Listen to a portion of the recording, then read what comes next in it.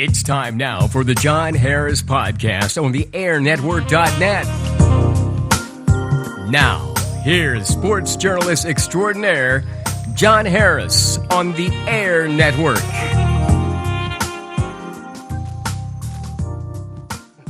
Welcome to the John Harris Podcast. John Harris here on the AirNetwork.net, joined by NFL scouting draft guru Dave T. Thomas, fresh off the road. Dave T., how you doing? Fresh off the road. I think I'm still out there. I definitely know I left part of my brains out there. I was in Wyoming. They put me on a plane. This plane looked like Dog Patch USA. I had to get up into Canada to Simon Fraser to work out a linebacker. I tell you one thing, man. If there is no God up above, man, he definitely saved me on this trip. That plane had more patches on it than a Boy Scout at a jamboree.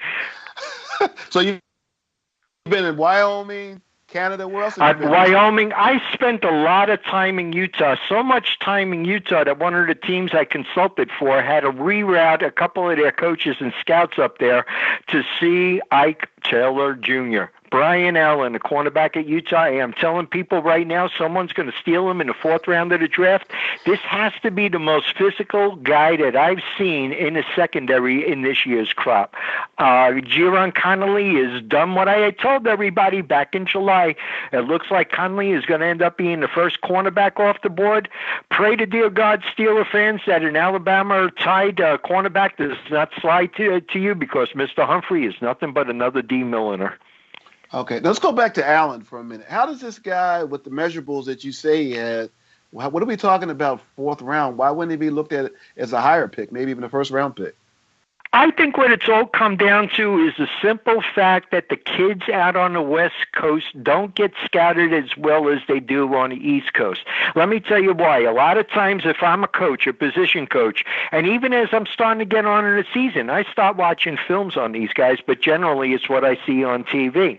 A lot of the scouts, even heading out to the left coast themselves, are more of the younger ones. I don't know what they think Go West young man means that you got to send your inexperienced scouts out here. The talent this year in the draft is, split 50-50. But if these scouts don't get off their duff next year, John, I say that the 2018 draft, out of the projected 243 draft picks, I say at least 75% of them are going to be coming out of the West Coast. You got two of the greatest quarterbacks I've seen in ages out here. Sam Darnold, if he holds true, will only end up having the third perfect grade I've ever handed out. Mr. Elway and Mr. Bo Jackson ran away with the other two. But the quarterback up at Wyoming, Josh Allen, Pittsburgh Steelers fans, please watch him next year, because if you are going to replace Ben down the road, this kid is a clone. Big, physical, rough, tough, even has a motorcycle. Now, let's stay with these two guys in Wyoming next year's draft. And Utah. Well, even over at Wyoming, I tell you one kid that over there that's been drawing a lot of attention in the mid-rounds. And if you're looking for a caddy for Le'Veon Bell, somebody's got to take a peek out of that Wyoming running back, Brian Hill. Good receiver coming out of the backfield. He's great at picking up the blitz. Reminds me a lot of Forte up with the Jets right now. When you go to Utah, talk about what your day or your days there are like. When you go there, how's it all set up? What do you do there? Who do you meet with? Well, generally right now what I'm doing, predominantly most of my trips is looking at the 2018 talent. When Laurie died, I got a late start, so to jump into the 2017 and act like Sherlock Holmes wasn't my bag. Now, I am out there scouting the players, but doing more of a cross-checking scouting on the 2017. But my dossier on my 2018 guys right now, War and Peace, looks like a paperback. So the Wyoming quarterback, what is it about this guy? You mentioned Big Ben. Does he have that kind of size, or what is it about? 6'4", 235 pounds, runs the 40 and 4.78. The moxie I like about him. You had to hear him barking out commands in practice. And the thing too is that out of his 6 skilled position players, 4 of them are graduating. he just picked up the pace with these guys. You see, the critical thing that I get from spring drills, John, I want them to see, because most of the time you're going to end up at a kid with a new offense or a new defense. Then I come back in August to see how they applied what they learned during spring drills. A lot of scouts don't do that anymore, John. I much rather watch a kid in practice than watch him in a game, and let me tell you why. One, I want to see his practice habits. Two, I want to see how he absorbs the system that's being installed in practice and the game plan. And three, the biggest thing is how he reacts. Do I see that kid when I'm showing up for donuts for the coaches at 5 o'clock in the morning pulling the weights in the weight room? If I'm leaving at night and telling a bunch of coaches, come on, let's go out to dinner, and here's the kid, coach, could I have the key so I could close down the weight room? That's the type of ball player I look for, John. The draft, first, second round, you know who those guys are going to be. But when day 3 comes up, that's when a scout is most important. Now, because of the draft, I'm assuming a lot of NFL teams, everybody's getting ready for the draft. So when you go into these spring drills, spring practices, are there a lot of NFL teams and scouts there or no? No. What you would end up right now out there, 2018 is basically being handled by the area scouts. The cross-checking scouts, the national scouts, they were on the 2017 guys. All they want to do is to be out there for pro days, and with all the pro days over, now they're back in their war room. They're preparing for the draft with the general manager, the scouting director, the player personnel director. The younger ones are generally the area scouts because you start low on the totem pole and work your way up. So what I'm seeing is I'm out there with a bunch of peach fuzzes. I mean, I'm probably the only guy with the beard, and if we went to a bar at night, I'd have to be a designated driver because none of them even have a license to drive. But what it comes down to is... I'm going to trust you. If I'm an NFL team and we're getting these reports from spring, I'm going to trust what's coming out of your mouth and what's coming from your reports. I mean, you've got the background, you've got the history, you've got the know-how, the knowledge. I want to know what Dave T. Thomas has got to say about these players. John, on June 1st, I have to send out a report on 250 players, and each report has to be between 100 pages and above. By the time training camp opens up, I have to have well over 500 player reports ready, so when they're sitting down with their scouts, before they send them out on the road for the season, they have the information in their hands. I wasn't able to do that last year. I mean, for the first time in 50 years, I was in shutdown mode. And the funny thing right now is I'm doing consultant work for 2 teams. I got 24 other teams that are sort of pissed off at me. So let's go back to Utah. Let's talk a little bit more about the cornerback there, why you like him so much. Well, not only the cornerback, I mean, you look at their offensive linemen. Everybody's talking about Bowles. I do the Peggy Lee thing. Is that all there is? The kid that's the critical thing on that offensive line that has made Garrett Bowles is that offensive guard, Ike Asiata. And I tell anyone, if you're taking a guard and it's not this kid, you're going to waste your draft pick. This is the best offensive guard out there. He's Dave DeCastro plus.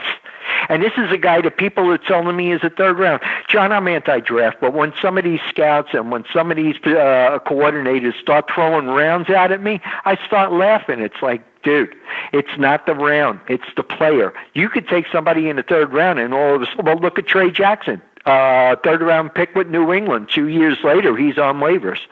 Then you pop up and you look at Villanueva.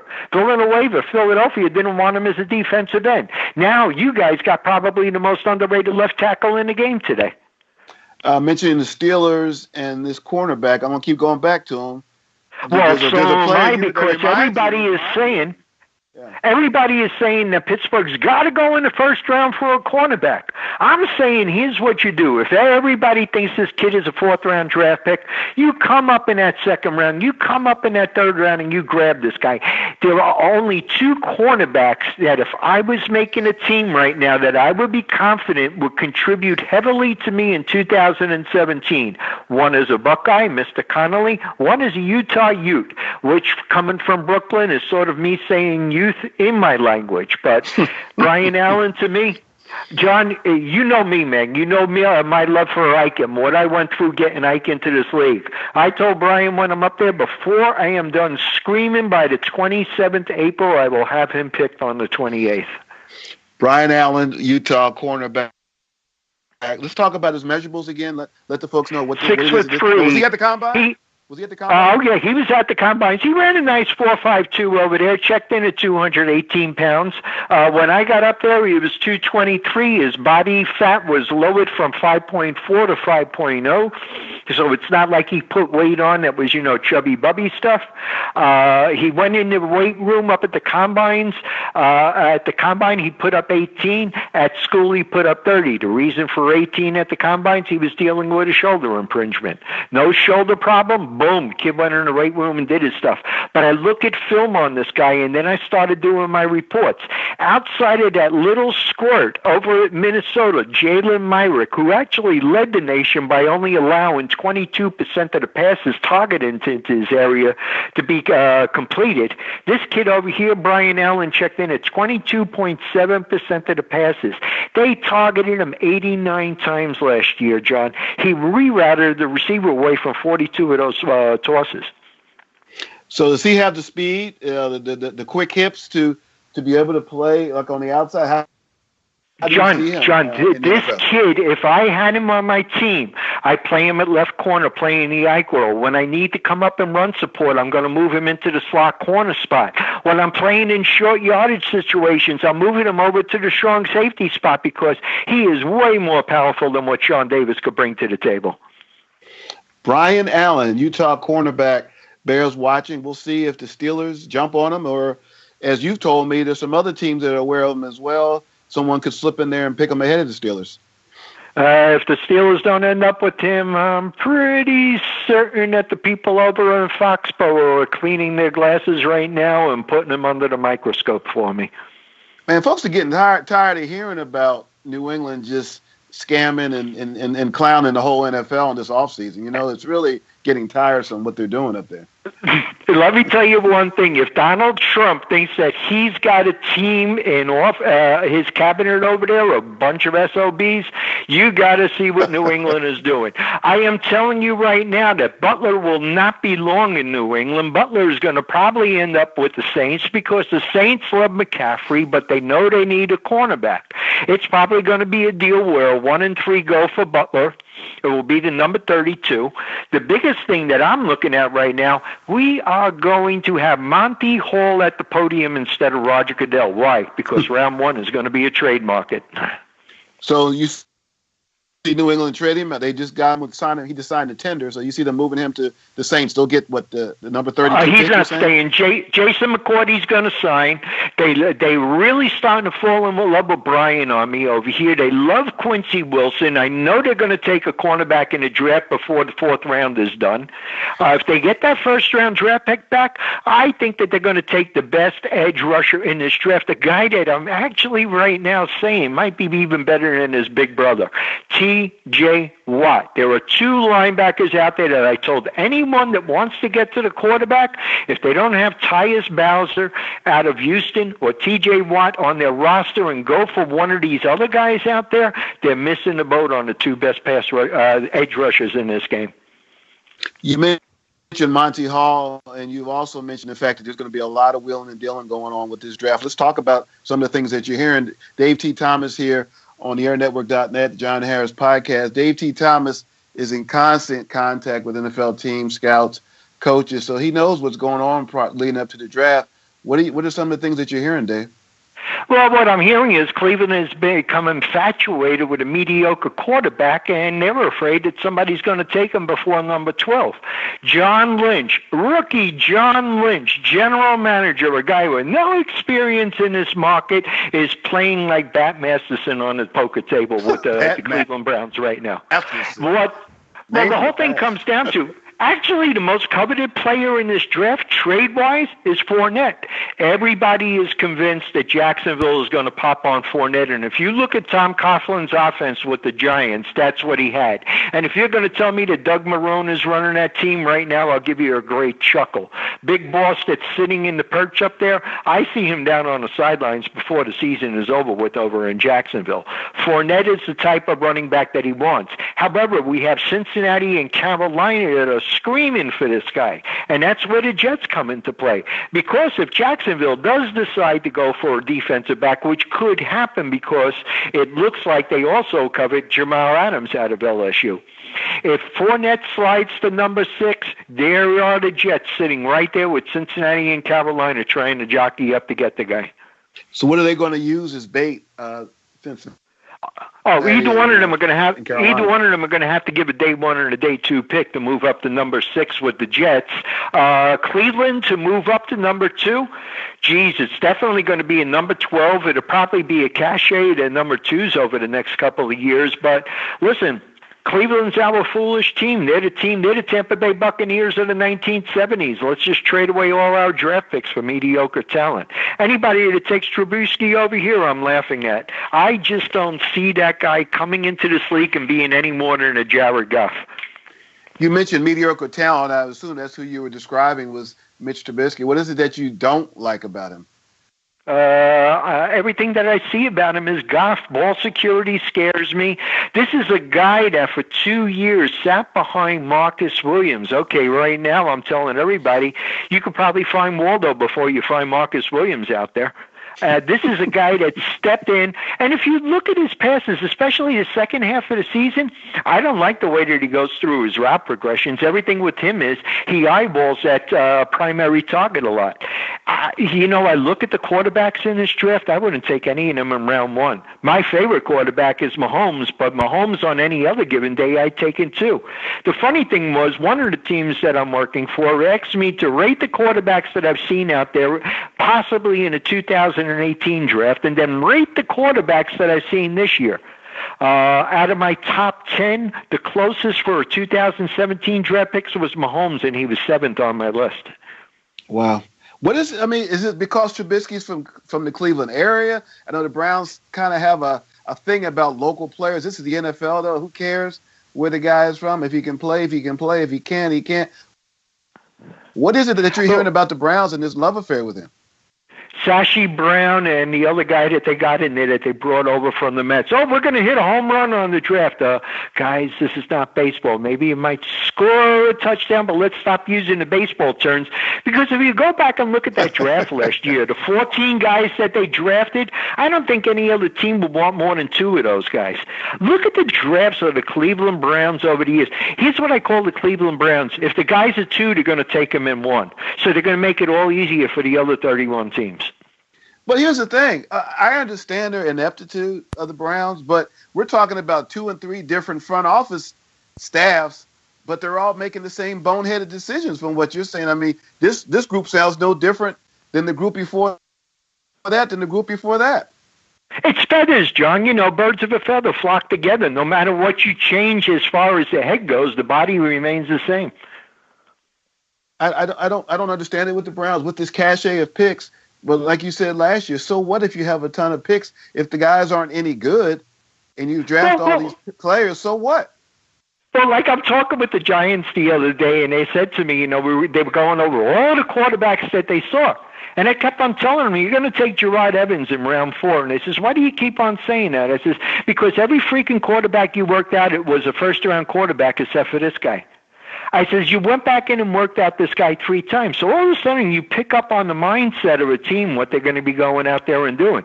Me, I look at the Steelers right now. If they want to get a quarterback, wait till after the draft, because the biggest sleeper at the quarterback position right now is Kevin Slaughter up in northern Colorado.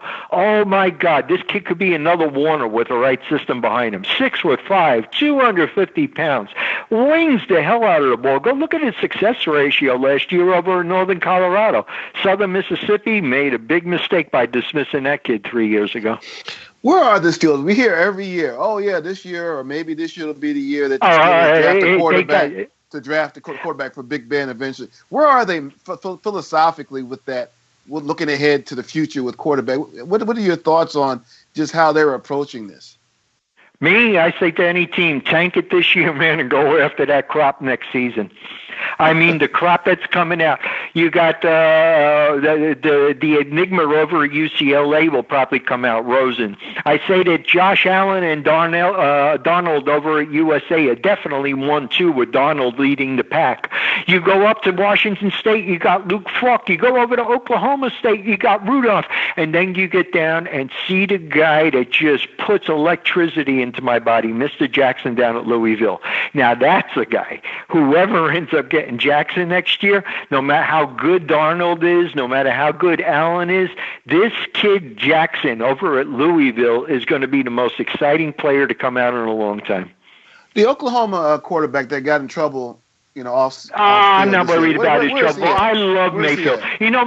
Mayfield, to me, I would see him probably going in the third round of the draft. Yes, he's short, but he's smart. You know who he is? He's Tony Romo. Unfortunately for the Dallas Cowboys, they never really got to see the real Tony Romo the last couple of years, but this kid's got the same savvy. Hey, the smartest quarterback in this draft will probably end up going in the third round. I say he ends up in Washington. Why? Because I don't see Kirk Cousins staying there, but Jay Gruden has really been doing his homework on the Miami Hurricane kid, Brett Kaya. His brother even told him, out of all of the guys I had in my quarterback camp, this is the guy you got to draft. So what looking ahead, the draft is 1 week from this week. What thoughts are things starting to come into focus now? I mean, you're not doing a mock draft. You put the talent out there. You give your opinion on the players and what teams should do. But what do you see? Are things starting to fall into place now with this draft? Or if you see one thing too that's a trend that is sort of dying by the wayside, remember the old adage from a GM, I'm going to draft the best available athlete. Nobody's doing that anymore. People know right now that if I draft the best available athlete, I'll be sitting home watching him on TV when he finally gels. No one wants to go on the unemployment line. I see the first 2 days of the draft are guys that are going to come in and be instant fix. Now, when you come up to day 3, that's where the scouts are going to be coming into play. That's when you're going to be doing the head scratching. Why did the Steelers take in round 5 this kid Harris out of Lindenwood? Why? Because he's a great inside linebacker that's been playing out of position at defensive end. This is what you're going to see on the second day. That's when you roll the dice. But there's enough talent out there right now, John. I'm probably more excited at what will happen on day 3 of the draft than 1 and 2. But getting back to day 1 for a minute, because teams are drafting for need, are we going to be seeing mistakes? They're drafting for a fit as opposed to the best talent or player. Are we going to be seeing a lot of mistakes? You're going to see mistakes, and you're also going to see that a savvy general manager that has a pick in the first part of round 1 is going to be sitting out there and playing traded jack with the other guys. What's going to happen is, as soon as that first quarterback goes off the board, everyone's going to freaking panic. And the thing is, you look at this quarterback, well, it's going to happen because all of a sudden, oh my God, could you see the Jets at number 6 taking another quarterback when they got Hackashack, Hackenberg, Bryce, Petty, and McCown over there? They're all set up to take Sam Darnold next year. I mean, if I'm a Gangrene fan right now, I'm just sitting out and watching Trojan games next year in the Jet contest. So why do these teams spend millions and millions of dollars this draft process? They're paying these executives millions and millions of dollars. Why are you panicking if somebody takes a quarter? Why do you care what somebody else is doing if you know what you're doing and what your plan is? Why do you care that another team drafts a quarterback and all of a sudden I've got to react to that? I don't get that. You got to understand, I would say out of the 32 general managers, at least 31 of them have OCD. So when the general manager finally sets up that last board and he sees things starting to go crazy, that's when the phone starts getting picked up. That's when he starts calling the other GMs, hey man, how's about this, how's about that? The problem I hate with draft day trades, a lot of them are rash moves. Now, the trades that are leading up to the draft, a lot of them seem to make sense. But on draft day, you will give away the ranch in order to end up with a bucket of water. Hey, Dave T. up here on the Dave T. Thomas, NFL guru, draft guru, scouting guru in general, good friend of the show, the John Harris podcast here on the airnetwork.net. Having a little phone issues here right here in the background. So, Dave T., we're going to close it out. I want you, going into next week, the draft, we'll talk again. what should be looking for? What should the listeners be looking for here going into the draft next week? Give them some food for thought going into the draft. Well, everybody is saying defense could be that way if Mr. Pepper slides to Pittsburgh, but if not, people start doing homework right now. T.J. Watt, my gut feeling is they're going to go for a linebacker. The one they covered, Hassan Reddick, to play inside, but Shazier probably won't be there. He's probably going to go in the first half of the draft. But I see them going out there and getting that round one. Hey, Dave T. Thomas, NFL Draft Guru, special guest again on the John Harris podcast here on the airnetwork.net. Thank you for your time. We're going to come back strong one more time next week going into the draft. Thanks for listening. Have a great week.